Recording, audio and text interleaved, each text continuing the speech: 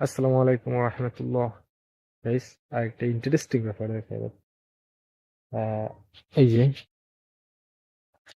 যে কচুটা, এটারে মানে আমাদের গ্রামে বাসায়, মানে আমাদের এলাকায় বাসায় চাইনিজ কচু বলে। বুঝলি? চাইনিজ কচু, এই কচুটার আহ, বয়স অলমোস্ট 8 বছর হয়ে গেছে। আমাদের ফ্যামিলিতে 3 থেকে 4 জন মেম্বার, তার জন্য মানে খাওয়া হয় না, অনেক বড়, যে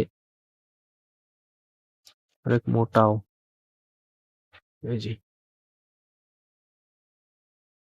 তিন 3 থেকে 4 জন মেম্বার, তার জন্য খাওয়া হয় না। আর শীতকালে বিশেষ করে কচু রান্না করলে স্বাদ লাগে, বাট গরমের সময় তো স্বাদ লাগে না।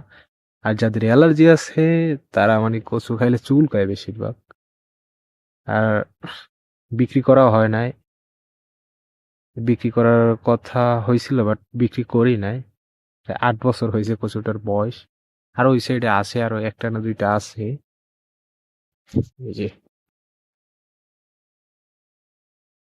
আর এইসব কচুগুলো মানে গরুর গোশতের সাথে রান্না করলে অনেক স্বাদ লাগে। এছাড়া মানে আলুর থেকে বেশি স্বাদ লাগে এই চাইনিজ কচুগুলো।